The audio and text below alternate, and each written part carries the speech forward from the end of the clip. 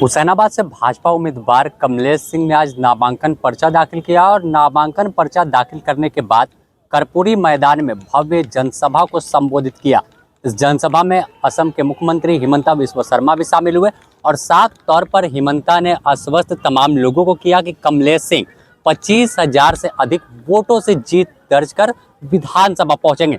और एक और बात पर हिमंता बिस्वा शर्मा ने गौर किया है और दावा किया है कि जब भाजपा की सरकार राज्य में बनेगी तो हुसैनाबाद जिला बनेगा, लेकिन नाम हुसैनाबाद नहीं होगा, किसी वीर शहीद के नाम पर उस जिले का नाम होगा।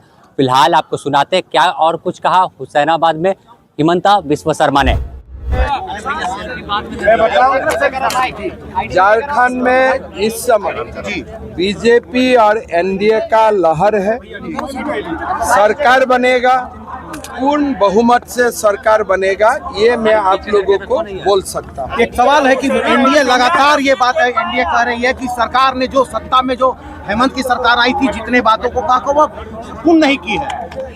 एनडीए क्या कहती है? देखिए, गुरुजी का शपथ खाके हेमंत सोरेन जी बताए थे, अगर मैं गुरुजी का बेटा हूँ तो मैं 5 लाख युवाओं को नौकरी दूंगा।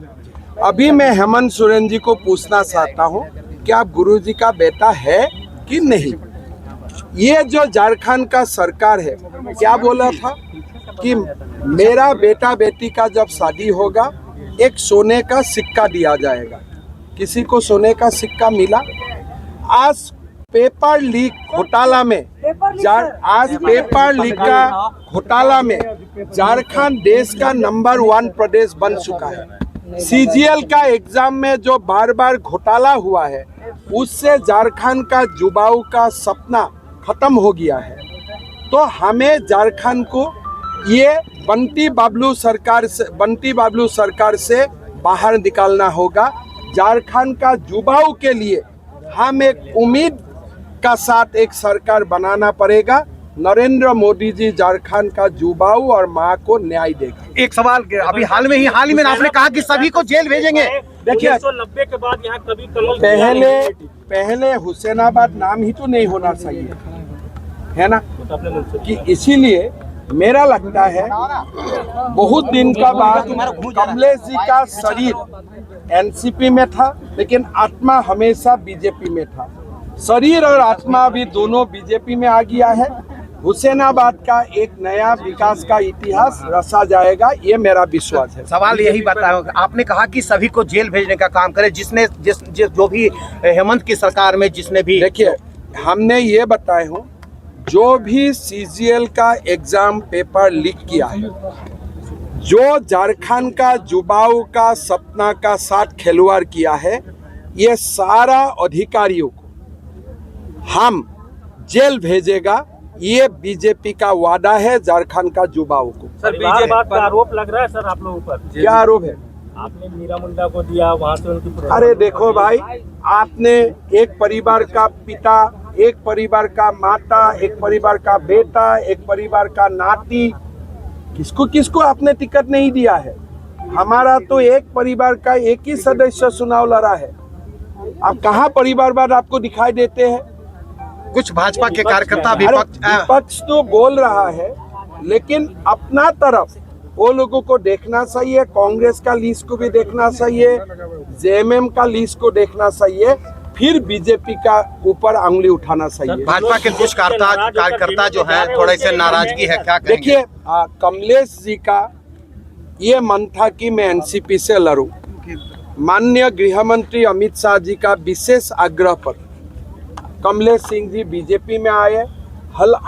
हालांकि उनका मन हमेशा बीजेपी में ही रहा। राज्यसभा चुनाव में भी वो बीजेपी को वोट देते हैं, विधानसभा में भी वो बीजेपी को ही मदद करता है। तो इसीलिए कमलेश सिंह जी का बीजेपी आना, हुसैनाबाद सीट जीतना पक्का हो चुका है। जो भी कोई बीजेपी का कार्यकर्ता का मन में अगर कोई दुख भी है कि भाई हमको टिकट नहीं मिला, मैं हाथ जोड़ के निवेदन करूंगा, ये चुनाव हमारा अस्तित्व का चुनाव है। ये चुनाव हम नहीं जीतेगा तो झारखंड घुसपैठिया लेके जाएगा, तुष्टीकरण का राजनीति चरम सीमा तक पहुंच जाएगा। ये चुनाव किसी को विधायक और मंत्री बनाने का चुनाव नहीं, ये चुनाव झारखंड को बसाने का चुनाव है। इसीलिए मैं सबको निवेदन करूंगा, देखिए मंत्री बनने का हमें और मौका मिलेगा, जीवन में विधायक बनने का और मौका मिलेगा, लेकिन झारखंड बसाने का और मौका हमें नहीं मिलेगा। सर, जो लोग टिकट की आस में आपकी पार्टी को छोड़कर जेएमएम का दामन थाम रहे हैं, उन लोगों को क्या कहेंगे? देखिए हमारी पार्टी से जेएमएम कोई नहीं गया है। लुइस मरांडी, देखिए लुइस मरांडी एक नाम आप बोल सकता है, दो नाम आप गणेश महाली बोल सकता है, तो इतना बड़ा प्रदेश में एक दो तो आना जाना तो होते ही, तो मैं उसको बहुत बड़ा विषय हो गया ऐसे में नहीं देखता। तो साफ तौर पर हुसैनाबाद को जिला और रोजगार के मुद्दे पर हिमंता बिस्व शर्मा ने फोकस किया है। इसके अलावा हुसैनाबाद के जो वर्तमान विधायक और भाजपा के उम्मीदवार कमलेश सिंह ने भी हुंकार भरते हुए कहा कि सरकार ने, जो वर्तमान हेमंत सोरेन की सरकार है, इसने 5 सालों तक सिर्फ ठगने का काम किया है। कभी बालू कोयला लूट में लगी है और ऐसा राज्य है जहाँ के मुख्यमंत्री जेल चले जाते हैं। इस दौरान और क्या कुछ कहा कमलेश सिंह ने, वो आपको सुनाते हैं। बहुत बड़ी पार्टी है, भारत का सर्वोपरि नंबर 1 पार्टी है।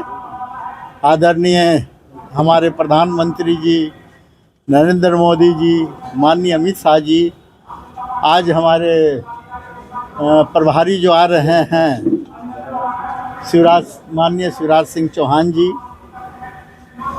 हेमंत बिस्वा शर्मा जी आ रहे हैं, और हमारा भाजपा जिला का जो भी टीम है, हमारे चुनाव प्रभारी स्टेट से जवाहर बाबू, सभी लोग, हम लोग पूरे परिवार, हमारे बाहर से आए हैं हमारे भाई लाल बहादुर जी जो यहाँ के इंचार्ज भी हैं, और सर्वेक्षण करेंगे कैसे कैसे कार्रवाई हो रही है, कैसे कैसे चुनाव की प्रक्रिया आगे बढ़ रही है।